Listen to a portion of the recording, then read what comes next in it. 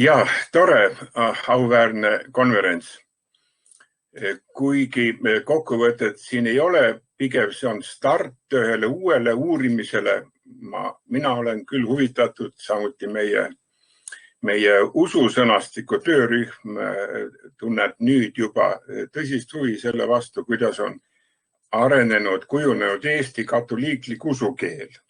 Kuni tänase päevani ja ka siit edasi, milline ta võiks ja peaks olema ja saaks olla ka nüüd ja järgmistel aegadel. Ma ei tea küll, et oleks varem uuritud Eesti katoliku usukeelt. Süstemaatiliselt kindlasti on filoloogid teinud ja nad teavad vastuseid. Aga siin, kus on nüüd keeleteaduse ja teoloogia kokkupuutekoht, selles osas ma ei tea, et oleks uurimisi olnud. Ja niisiis ma teen algust ja annan piirjooned, aga väga suurtes raamides või suure avarusega piirjooned ja küsin pigem selle järgi, kuidas peaks usukeelt uurima, millised on võimalused, millised on siin siis need meetodid, mis võiksid meil tulemusi anda. Ja ma olen täiesti teadlik, et see, mis ma siin praegu olen tänaseks leidnud ja mõelnud, ei ole mitte lõplik tõde. See põhineb sageli minu esmamuljele kirjandust lugedes. See kõik vajab veel tõestamist ja kui see saab tõestatud, võib-olla tegelikkus on hoopis teine. Ja kui keegi teist seda näeb teisiti, siis andke endast teada, sest selline diskussioon oleks küll väga vajalik ja kasulik. Aga nüüd, 1920. ja 30. aastad olid iseseisva Eesti Vabariigi tingimustes edeneva Poola kiriku ehk Rooma katoliku kiriku see lugu, mil hakati pöörama tähelepanu eestlaste kontaktidele katoliiklastega või katoliiklusega. Poola kirik hakkas pöörama tähelepanu eestlastele. Toomas Abiline kirjutab oma ajalooartiklis, et nii nagu Vene impeeriumi ajal, nii ka vabariigi ajal peeti jutlusi ja jagati lastele usuõpetust Poola, Vene, Läti, Leedu ja saksa keeles. Kuidas oli eesti keelega. Toomas püüab kahel korral hinnata eestlastest katoliiklaste arvu 20. ja 30. aastatel ja kaks tsitaati tema ajalooartiklist. Esiteks, Eesti rahvaloenduse andmeil oli 1922. aastal katoliiklasi 2536, peamiselt Poola ja Leedu rahvusest. Eesti päritolu katoliiklasi sellest perioodist teada ei ole. Ja teine lõik. 1934. aasta rahvaloenduse andmetel oli Eestis 2234 katoliiklast. Kui palju nende hulgas oli eestlastest ristituid ja konvertiite, ei ole täpselt teada. Tallinna koguduses oli enne Nõukogude okupatsiooni algust paarkümmend eestlast. Tsitaadi lõpp. Kui me loeme tollaja katoliiklikke kirjutisi, raamatuid, ajakirju, kas peame lugema teadmisega, et need olid loodud paarikümne eestlasest katoliiklase jaoks? Või peame seda kirjandust lugema perspektiivitundega, missioniraamatutena, mis olid suunatud eesti keelt kõneleva avalikkusele? Seda teist võimalust tuleb arvesse võtta. Preester Henry Verling kirjeldas 1926. aastal eestlaste suhtumist katoliiklusse.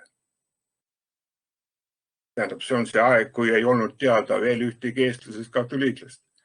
Eestlaste suhtumist katoliiklusesse. Siin ei ole inimesed katolitsismi vastu nii tõrjuvalt meelestatud kui Saksamaa protestantlikes piirkondades. Ja nad on oma usus ning kommetes katoliiklusele veel palju lähemal. Ning seepeale imestas isa Werling, kui palju katoliku elemente leidus Eesti luterlikes agendades. Tema märkas seda. Juri Lotman kirjutas 1971. aastal nõnda. Me käsitleme kultuuri kui kollektiivi mittepärilikku mälu, mis avaldub teatava keeldude ja ettekirjutuste süsteemina. Huvitav sõnastus, kultuur on mittepärilik mälu, mis siiski püüab mäletada. Ja mis siis omakorda puutub kultuuri toimimise keeldude ja ettekirjutuste süsteemi abil, on Lotmani arvates nii, et nendest ei tohi mõelda kui võimu teostamise vahenditest, millest võiks tuletada teatavat laadi käitumisviise või institutsioone, vaid see on kontekstina toimiv süsteem. Kultuur on kontekst ise. Ma tegin nüüd niisuguse järelduse tema Lotmani tolle aja seisukohtade põhjal.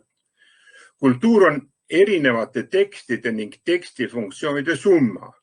Kultuur on nagu seadeldis kollektiivse informatsiooni säilitamiseks ja töötlemiseks. Ja siit nüüd edasi ma asetan küsimuse, kuidas on usukultuuriga? Usukultuur vajab meie ettekujutuse järgi erilist võimet mäletada ja säilitada seda, mida tuleb teada ilmutusest ja selle pärandamisest põlvkonnast põlvkonnale. Aga kui Lotmani järgi ka usukultuur pole muud kui kontekst, milles me suhtleme ja vahetame tekste ning kaotab oma mäletamisvõime kohe, kui suhtlemine lakkab, siis on eluliselt oluline püsida pidevas info vahetamise voolus. Siit tuleb meil ka nüüd keele teema. Õnneks tuleb appi rituaal.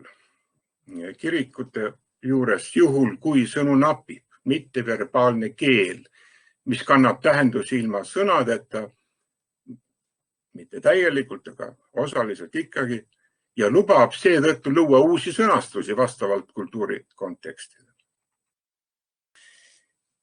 Ja järgmise küsimuse saab panna nõnda, kuidas hinnata katoliikliku usukeele võimaluse Eesti usukultuuris?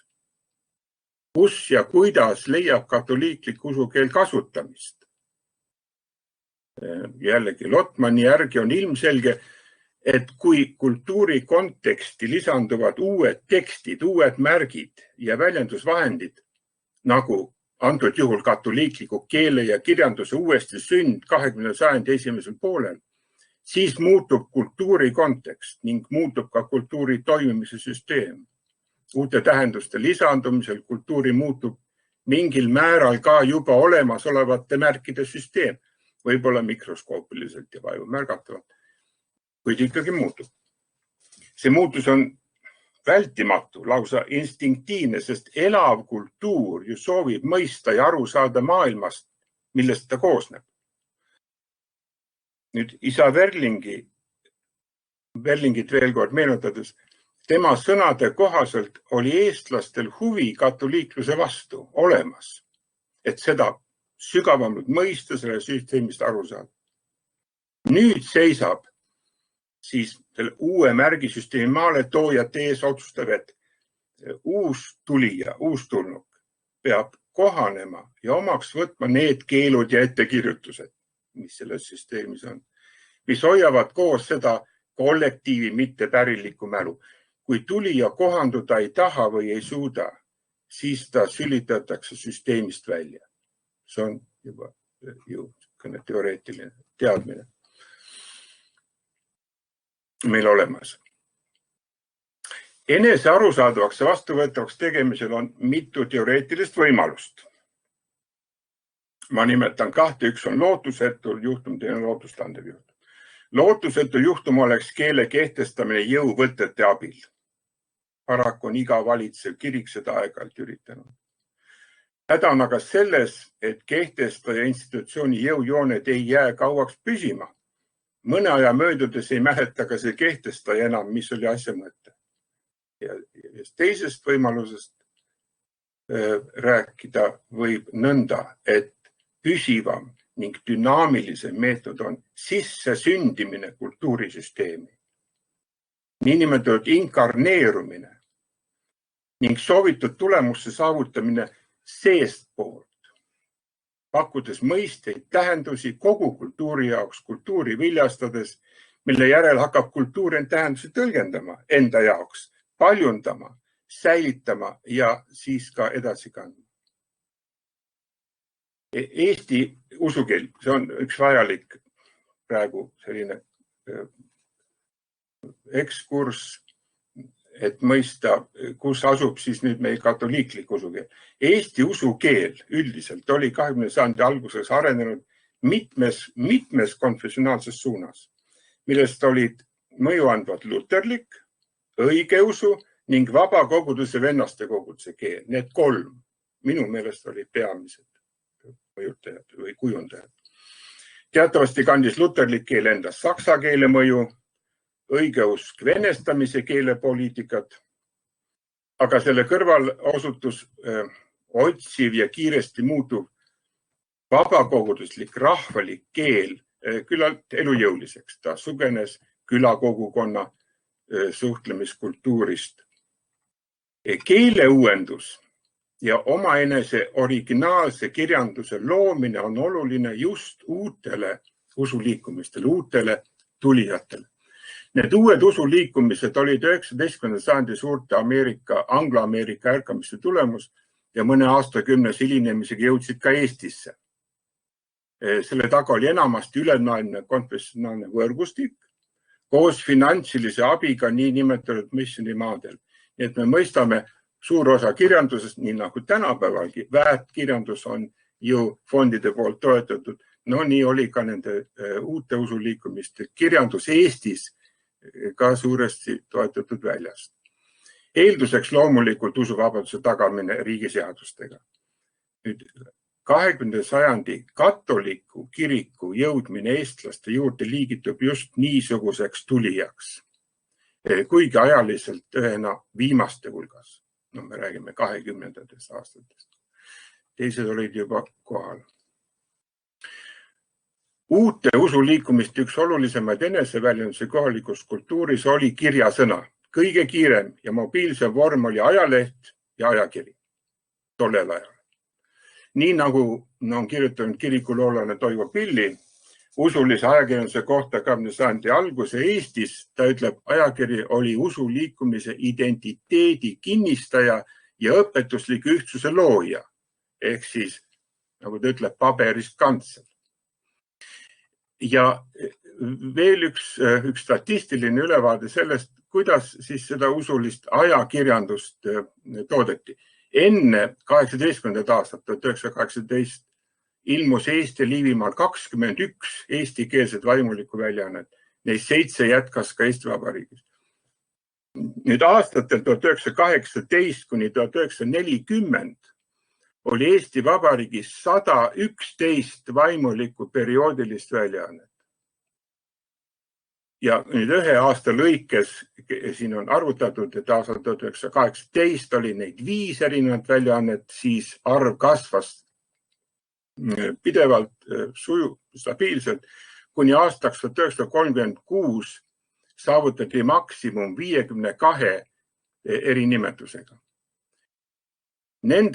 Nendest 111 ja kuidas siis arvutada, luterlastel oli aastatel siis 18-40, 43 väljaannet. Muidugi siin juurde on pandud ka siis kohalike koguduste väljaannet. Apostlik õigeusulistel 6, katoliiklastel 2, vabakogudustel 39 ja kirikute vahelise ajakirju oli 20. Nüüd, mõnes võib-olla jätame tulevikuks või sellise tähelepaneku, aga võib seda siin öelda, et vabakoguduslik aktiivsus ületas Luteri rahvakiriku võimsuse sellel perioodil. 39 konfessionaalset pluss 20 kirikute vahelist, mis enamasti toetusid vabakirikute allianside üle. katoliku kirik Eestis, mis siis juba, mida võib juba nimetada Eesti apostliku administratuuri kirjastamiseks, andis välja 2 ajakirja. Kiriku elu alapealkirjaga Eesti katoliiklaste häälekandja alustas 1933 ja oli kuukiri. Ning teine ühine kirik, nii-öelda kiriku elu lisaväljaanne ühine kirik alapealkirjaga pühendatud kiriku ühtluse küsimusile alustas 1935, ilmus 6 korda aastas. Nad olid kerisuunitlused, kiriku elu oli suunatud eelkõige siseringile, kirikuliikmetel ühine kirik väljaspoole lugejaskonnale ja teatavasti siis ka selle projekti jaoks, milleks pidi Eesti olema seoses Venemaaga õigeusu kiriku. Nüüd viimasena tulijal on omad raskused kui ka eelised. Raskus võib seisneda selles, et konkurents on tihe ning kvaliteedinõuded ja ootused kõrged. Aga eeliseid on ka. Eeliseid võiks leida selles, et saab eesminejatelt õppida ning kasutada juba loodud ja käibivat usukeelt. Tuleb tähele panna, et aastal 1931 hakkas ilmuma Eesti entsüklopeedia, mis tähistas Eesti kultuurkeele kõrgaega, seega mitu aastat ennem katoliikliku ajakirjanduse algust.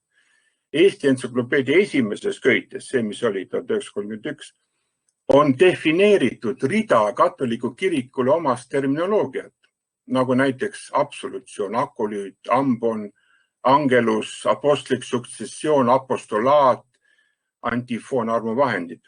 Võib-olla veel, aga need olid, mis ma lapates leidsin. Katoliikliku usukeele kohta saab nüüd küsida, kuidas neil aastatel osati kasutada olemasoleva kultuurimärgisüsteemis leiduvaid termineid ja mõisteid ning kui neid kasutati, siis millisel eesmärgil ja kui edukalt. Nüüd ma esitan ühe teesi, ühe arvutuse, mille taga on üks tees ja need põhjendused, mõningad põhjendused olid seoses meie paavsti visiidiga ühes artiklis, mis ilmus Eesti kirikus. Tulenevalt ajaloolisest situatsioonist, Eesti ajaloolisest situatsioonist, on olnud õigeusu keelel ja mõtlemisel 1000-aastane kokkulangevus katoliku keelega. Kuni, lõplikud ideaalääs läksid oma teed. Aga luterlikul usul on olnud 1500-aastane ajalugu koos katoliku keelega. Kui ma nüüd õigesti arvutan. Seetõttu on mõistetav, miks katoliiklik keel on lähedasem luterlikule kui õigeusu keelele. Eestis ka näiteks, mujal ka Eestis, eesti keeles. Olgugi, et sakramentaalne kirikuühtsuse õigeusuga on probleemitum kui luterlast. Et veel 500 aastat rohkem kokkupuudet terminoloogias, teoloogias, muus, kui see oli õigeusu. Ja nüüd ma siis lõpetuseks pakun ühe teksti, mida ma palun panna ekraanile meile. 3 teksti näidet, mis mahuvad 500 aasta sisse, 15 aasta raamidesse. 3 näidet 15 aasta jooksul, 1921 kuni 1937. Ja need näitavad, kuidas otsitakse ja otsiti seda keelt katoliku usu, ka kiriku seaduse, katekismuse, palvete, liturgia väljendamis eesti keeles ja milline oli siis hetkeseis nendel aastatel. See aeg on lühike, 15 aastat, mis siis ikka, aga areng minu meelest on olnud tohutu hüppe ikka selles paremas suunas, heas suunas. Ma pealkirjastasin esimese näite nõnda, ma ei tea, kuhu olen sattunud. See oli Tartu preester, kes sai loa ka siis imprimaatumi, eks ole, vaimuliku valitsuse lubaga 14. juuli 1920 väikeses raamatus Vaimulik leib. See ongi ikka väike justkui mitte katekismus, aga kiriku peakäskude põhipalvete litaaniate kohta. Ja siit üks lõik. Kuhu ma olen sattunud? Ma pean midagi eesti keeles ütlema, aga ma ei tea, kuidas see on, aga ma proovin siiski. Tundub mulle selline hoiak tookord olnud. Oh, kõige vägevam Jumal taeva ja ma issand, vaata, mina vaene patune julgen ennast ilmutada sinu ees ja ohverdada sinule Jeesuse Kristuse ihu ja verd, mis tema ohverdas Golgata mäel. Ja nüüd see samune kordub. Selle ohvri annan temale, oh Jumal, sinu aule ja kummardamisele. Ma tänan sind kõige heategude eest. Palun pattuda andeks andmist ja kõiki õnnistust mulle ja katoliku kirikule. Aita mind, oh Jumal, sinu meele pärast olla, mis ajal ja mäletada Jeesuse kannatamist ja surma. See ongi palve, mis on pakutud palvetamiseks enne armulauda. Ei oska rohkem siin kommenteerida, lihtsalt selline seis. Aga nüüd ilmub aastaks 1931 katoliku usu katekismus. Sinna ette jääb küll üks teine tähelepanuväärne väljaanne.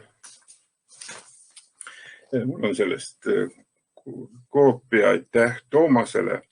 Säravad tähed. Henry Werling on selle väljanud 1928, aga siit me võib-olla hiljem loeme. Veel katoliku usu katekismus, mis väljendab mitte teatud hoiakut. See on see kirjaviisi küsimus. Terminoloogia oli, eks ta arenes veel, ta jõudis veel paremale arusaamisele, väljendusvõimekusele. Aga kui me vaatame seda kirjaviisi, ma ei usu, et see oli ainult moeröögatus tollel ajal Eesti kirjanduses kirjutada nimisõnu suure algustähega. See võis olla hoiak selline, et Eesti tavakeel ja sellest tavakeeles väljendatud usk ei ole küündiv katoliku kiriku pühade tõdede väljendamiseks ja sõnadele tuleb anda teine tähendus, mida ainult kõneleja ise teab ja teised ei tea. Kui eestlased ütlevad sakrament, siis õigeusklikud ütlevad sakrament, luterlased ütlevad sakrament, siis meile sellest ei piisa, meie ütleme sakrament teises tähenduses ja kirjutame siis suure tähega. Et see oli niisugune vastandumise periood ja see kestis veel mõni aasta pärast. See ärritas küll teisi kirikuid, eriti õigeusu kirikuid, sest nagu me ju täna hommikul kuulsime, oli ka see Ida ja Lääne projekt just alanud ja oli aktuaalne. Nõnda, et õigeusu kirik asus kirjastama väikseid raamatukesi ja artikleid, mis siis kritiseerisid paavsti kirikud omakorda ning katoliiki pool jälle omakorda õigeusu ja luteri vastu. See oli konfrontatsiooni aeg. Ja nüüd 1937 on õhustik, keeles väljenduv õhustik ja hoiak uuesti muutunud. Ma nimetan seda, me armastame jälle eesti keelt. Ja kui meil on veel hetk aega seda vaatame, siin on ju lausa keele uuendust tehtud. Keel on selles mõttes tänapäevane, et me praegugi kasutame seda sama keelt. Võib-olla mõni termin on teisiti. Pühima altari sakrament on Jeesuse Kristuse tõeline ihu ja tõeline veri, leiva ja veini kujul. Pea meeles, et see pühim sakrament esineb 3 astmes, ohvrina, See on Uue Testamendi missaohvris. Ainult missaohvri ajal muudetakse leib ja vein Kristuse juuksevereks. Siis aga jääb Kristus sellesse sakramenti malniks, ligi, sulgudes ligi, see on ka sellest palveraamatust, see seletus pandud. Nii kaua, kui säilivad leiva ja veini kujud. See Kristuse malnidus, ligiolek, õigustab ja kohustab meid oma õnnistegija kummardamisele ja külastamisele neis kirikus ja paigus, kus hoitakse püha sakramenti. Toiduna võtame Jeesus Kristust vastu pühal armulaual ja pühimas ühenduses. Ma ei tea, kas me võtame selle ühendust tagasi. Kommunioon kasutatakse praegu meil. Sellega astume temaga kõige tihedamasse ühenduste ja see vastuvõtt saab meile ülestõusmise pandiks igavese elu ja igavese ühinemise aluseks Jumalaga. Kui siit edasi, no sellest aastast 37, ma kahjuks ei saa 32. aasta väljaannet praegu võrrelda, sest ei ole seda hangitud. Võib-olla see on sama, võib-olla on mingid muutused, aga eks siis uurime. Aga siit edasi kuni 39-40, kui lugeda Eesti kiriku elu ja eriti peapiiskop Prohvetli kirjutisi, siis on näha tendents selles suunas, et peapiiskop kõneleb nüüd jälle lihtsas eesti keeles. Ta on loobunud nimisõnade suurtest algustähtedest, aga just sellisel viisil on tema argumendid, eks ole, ma ei kordan, aga see on, ma usun, see on õige. Ta kirjutab katoliiklastele, aga ta peab silmas mitte katoliiklast lugejat. Seda teravamad ja tabavamad on tema mõttekäigud, tema argumendid ka siis, kui ta kaitseb katoliiklust ja ka esitab ka kriitilisi seisukohti protestantluse ja protestantluse ajaloo kohta. Et kuhugi jõudis välja see keele areng ja see oli väga ilus lugeda, tundub meile praegu täiesti kaasaegne eesti keel. Selge see, et see keel eriti väikeses kirikus ja väikeste väljaannete juures sõltub väga palju kirjastajast. Vabandust, mitte kirjastajast, vaid toimetajast, keeletoimetajast ja tema maitsest. Ja kui tuleb teine toimetaja, võib väga palju muutuda. Aga siiski on siin midagi olnud. Nii et palun töötage siis nende mõtetega edasi ja kohtume ja arutame ja uurime veel, sest väga palju kaunist ja väga palju rõõmustavat on sellel perioodil leida. Aitäh!